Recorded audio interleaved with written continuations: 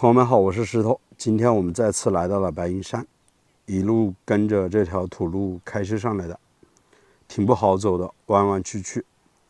我的是 SUV， 但是我们看一下，旁边这辆小轿车也开上来了，当然下雨天是开不上来的。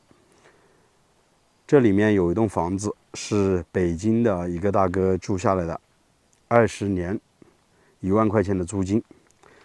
前一段时间房东告诉我说，这栋房子快要倒塌了，叫我过来看一下。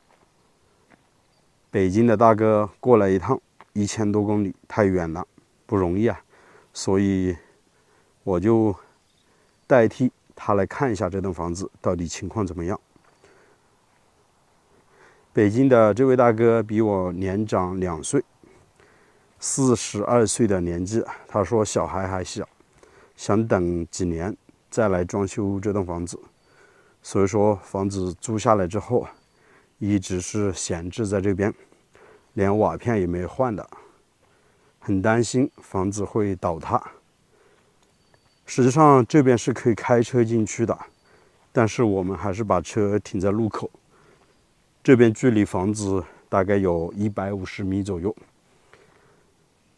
在入口的这个位置还有个简易的棚子，这上面住着一户人家，他在这边平时养点猪养羊，在对面还有2户人家，平时也很少回来，都到城里面买了房。整个这个山头啊，只有这么2、3户人家了，所以北京大哥的这栋房子是非常的安静，平时基本上没人来到这边，而且也很难发现这栋房子，因为这栋房子呢建在悬崖峭壁之上，还要经过一道山门才能够进入房子。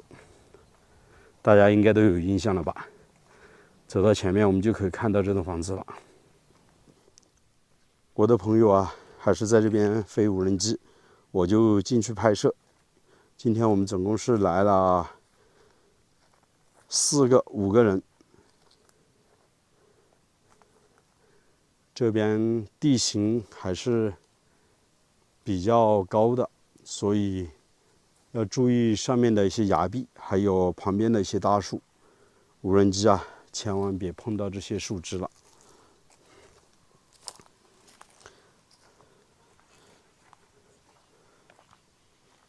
这栋房子很隐蔽，我在想啊，这户主人家可能在以前把房子建在这里，是为了躲避土匪吧？要不然谁会把房子建在崖壁里面呢？这是自然形成的一座山门，大概宽有3米左右。主人家用一些木头把它拦起来，两边的崖壁还挺高，目视一下大概有20米左右，天然形成的。这边有一处洞口，从这边可以看到底下的大山。这边的崖壁也很高，现在就可以走进去看一下了。实际上之前我拍过这里的视频，大家在视频里面留言非常多，都想让我去找到这样的房子，独门独院，很隐蔽，用来隐居养老，真的太安逸了。现在我们首先看到的是这栋房子的侧面，大概房子进深只有6米左右，是一栋3开间的木房，加上一个厨房。之前来的时候，厨房那一面已经开始倒塌了。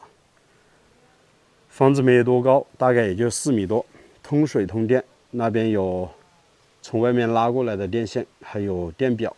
房子是背靠着石头崖壁，后面的崖壁高30米左右，很陡峭。这栋房子也是建在崖壁之上，底下也是非常陡峭的崖壁。这边还有犁头，平时在这边犁田犁土的。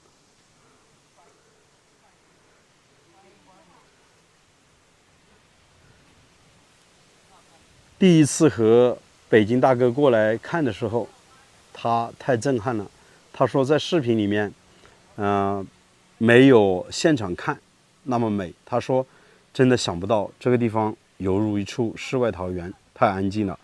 在门口的位置做上一个门，那基本上这里面啊就没人过来进得来了。确实也是如此。这栋房子从这里上去有10多亩的地，都是他们家的，上面是一片竹林，里面还种的有些板栗树还有梨树。可以看到这栋房子啊比我们之前来的时候好像又损坏了不少，这个位置啊可能快要倒塌下来了。我记得啊应该是第3次来到这边了，每次来看这栋房子总是喜欢走到悬崖边去看一下，尤其今天天气很好。这个位置啊大概有30来个平方左右，刚好可以搭建一座凉亭。以后北京的大哥在这边修房子的时候，顺便在这里搭一个凉亭，平时可以过来和他喝喝茶，看看远处的风景。这个位置地势很高，底下就是悬崖峭壁，一览众山小。今天没有起雾，可以看到上千米远。刚刚我们就是沿着对面的土路开车上来的，底下有座峡谷，有小溪流，常年不干，水质还挺不错的。这底下有一大片土，可以种些东西。在山上，刚才我们也说了，有10多亩的地，以后大哥可以在这边种养结合啊。零零散散看到有些油菜花已经开了，如果全部种上油菜，那这个时候开花，整个山头估计很美啊。你很难想象这样的大山里面有这么多户人家，他们都不搬去城里面，在山里面条件真的挺艰苦的。它地球变化之下，还有地方割了，有地方就裂了，对不对？哎，浙江没。地方是科普，刚刚我的朋友在这边的石头上，敲出了一些贝壳的化石。他说以前这边啊，可能是有海洋的。你看这些应该是不知道什么虫子，这是一个石头的化石，大家有认识的吗？那现在我们从这边走进这栋房子去看一下。半个多小时嘛，个把小时好像都没有，我记不得了。好几天充一次电，也是没用的，好久我陪10多分钟嘛。之前我们来的时候，这边的厨房还没有倒塌的，现在整个厨房已经倒塌下去了。这边啊，瓦片也每年掉落的很多，一年一个变化。先从这边看一下，待会儿呢，可能我们还是要从大门走进去。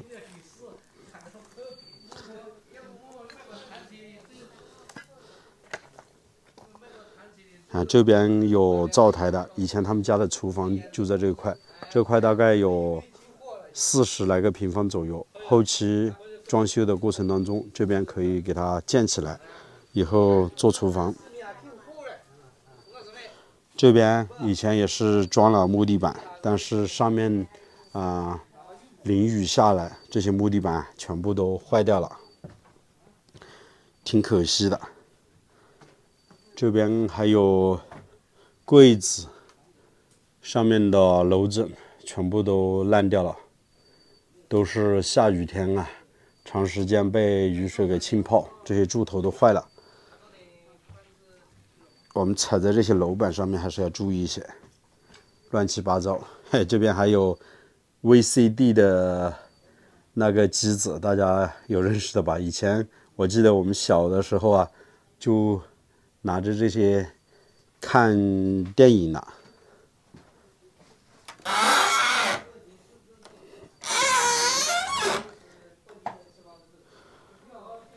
哇，这房子里面好多蝙蝠的粪便啊！没人住了之后啊，这边都变成蝙蝠的家了。有打米机，还有晒玉米稻谷的竹编。这边是2楼的位置，可以用木屋梯爬上去的。这边还有小孩子的一个那个摇篮椅。这边就是木梯了，平时爬上爬下都用木梯。这个位置啊，是被雨水浸泡腐烂了，上面还有蝙蝠，看到吗，朋友们？那个位置，哇，一动一动的，好吓人哦。这栋房子以前是装了木楼板的，自己用木板子做了一个吊顶。实际上以前主人家在这边把房子打理的还挺不错的，只是说后面搬出去之后啊，房子没打理，变成这个样子了。总共有3间房，中间是堂屋，两边是有2个卧室。这边也是装了木地板，中间的位置也是腐烂掉了，背后有床，还有柜子。整体房子我感觉和我们第一次来的时候变化不是特别大，只是厨房的那边倒塌了，其他地方还好。如果修缮的话，这栋房子应该还是没什么问题。毕竟我看了一下，整个柱头都还挺好的，上面的领子还有楼枕需要换掉一部分。整个院把没有硬化，要重新做一个硬化。这边以前是打谷机，说明这里还是种的有稻谷的。这栋房子啊，也是开门见山，是一栋坐东朝西南的房子。这边距离城里面有25公里，距离乡镇有15公里。这些都是松木的立柱，打磨一下还是挺不错的。基本上这栋房子的立柱都挺好。外面该沿的位置也没有硬化，水管已经迁到了院坝里面，整个院坝有100来个平方左右，还挺宽的。我们之前来的时候，这里的蜜蜂还在的，现在可能都飞走了。看他们家的垫脚石啊，修得挺漂亮的，还是红颜色的石头呢。还雕刻的有花纹。这些都是松木的立柱。